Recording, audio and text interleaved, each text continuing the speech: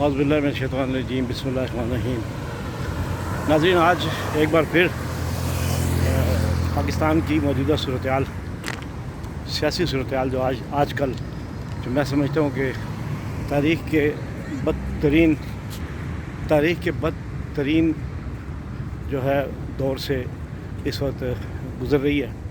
پاکستان کے سیاسی حالات، اقتصادی حالات، معاشی حالات جو ہیں وہ اس وقت بہت ہی مشکلات کا شکار ہیں۔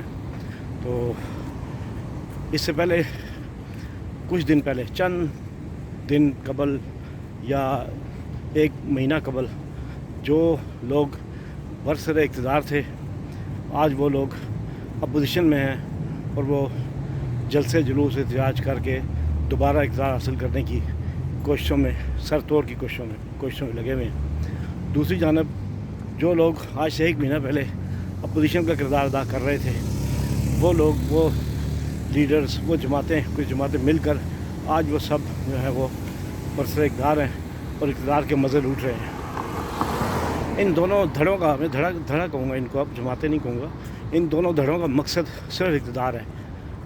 یہ میری ذاتی رائے ہے کہ ان میں سے کوئی بھی اسلام، عوام اور پاکستان کے لیے شاید مخلص نہیں ہے۔ ان کو اقتدار مل جائے تو سب اچھا ہے، نہ ملے تو سب غلط ہے۔ جس طرح 2018 کے الیکشن میں نون لیگ کو اقتدار سے ہٹایا گیا، ان کو اقتدار نہیں ملا 2018 کے الیکشن میں، اور اقتدار مل گیا پی ٹی آئی کو۔ تو نون لیگ والوں نے آج دن تک، ایک مہینہ پہلے تک جو ہے قومی اداروں کو برا بھلا کہتے رہے، ان کو خلائی مخلوق اور مختلف نام دے کر ان پہ الزام تراشیاں کرتے رہے، اور تحریک انصاف کے لوگ، حکمران طبقہ، وہ سب اچھا کی رپورٹ دیتے رہے۔ اس کے بعد آج جو وہی نون لیگ والے جن کو حکومت دی گئی، ان کو مسلط کیا گیا، ان کے لیے وہ سب اچھا ہیں، اور پی ٹی آئی والے آج جو قومی اداروں کے خلاف عرضہ رسائی کرتے ہوئے نظر آتے رہے۔ لیکن کچھ حالات بدل گئے۔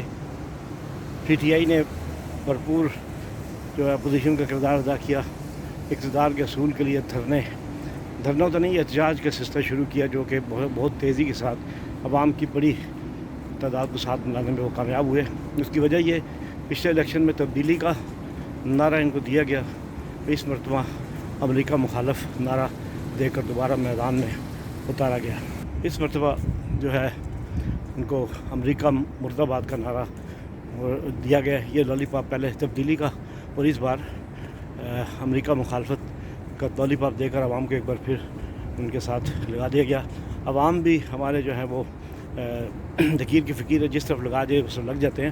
لیکن حالات، ملکی حالات اس وقت بہت بھی جو شدید خطرناک ہے، کیونکہ دونوں دھڑے، ایک طرف 13 پارٹی ہیں، ایک طرف تحریک انصاف ہے، اقتدار کی جنگ لڑ رہی ہیں۔ میں سمجھتا ہوں کہ ان میں جس کو اقتدار مل جائے وہ خاموش ہو جاتا ہے، جس کو نہ ملے وہ اقتدار کے لیے جنگ شروع کر دیتا ہے۔ یہ میں سمجھتا ہوں پاکستان کے لیے بہت یہ چیز فیوچر کے لیے، پاکستان کی معاشی حالات کے لیے، پاکستانی اقتصادی ترقی کے لحاظ سے پاکستان جو ہے بہت پیچھے چلا گیا ہے ہمارے سیاستدانوں کی وجہ سے۔ اس لیے موجودہ حالات میں ہمیں یہ دیکھنا ہے کہ کیا صحیح اور کیا غلط ہے۔ تو لوگ جو احتجاج کے لیے، کل کا دن جو ہے نا بہت اہم ہے، کیونکہ کل کا دن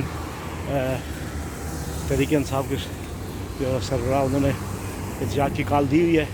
دوسری جانب احتجاج کو روکنے کے لیے جو وزیر داخلہ اس وقت ملک میں موجود ہے، اور جو وزیر اعظم ملک میں موجود ہے، یہ ثانیہ ماڈل کے قتل کے ذمہ دار ہیں، اور یہ کچھ بھی کر سکتے ہیں اقتدار کو بچانے کے لیے۔